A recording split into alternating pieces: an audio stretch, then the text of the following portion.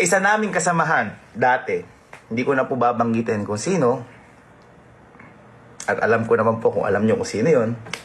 Yun ho, wala ho akong masasabi sa tao na yun. Dahil yung tao ho na yun, kung napanood nyo naman yung huling vlog namin, talaga bagsak-bagsak siya. And after po nun, hindi na po siya talaga pumasok. At marami pong akong hindi pwedeng sabihin dito sa tao na yun.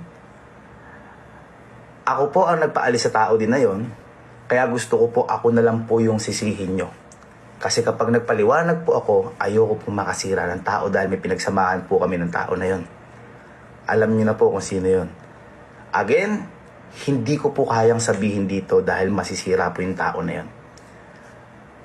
Basta sa lahat na nangyari, wala kaming kahit na anong natanggap na sorry sa tao na yun. Okay? Pero all goods lang. Kaya ko po sinasabi na hindi ko pwede sabihin kasi may pinagsamahan po kami. At mahal ko din po yung tao na yun na nakasama namin dati. Okay?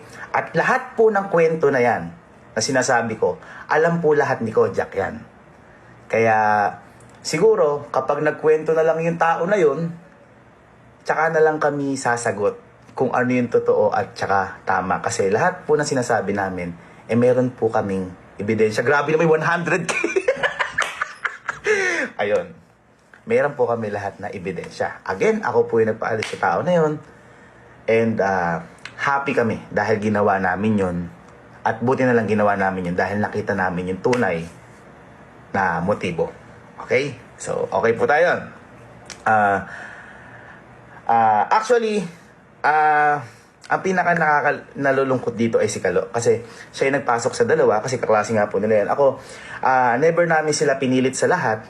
Kaya gusto ko isama sa amin para kahit papaano makatulong ako sa simula para sa pagtatag ng pangalan po nila.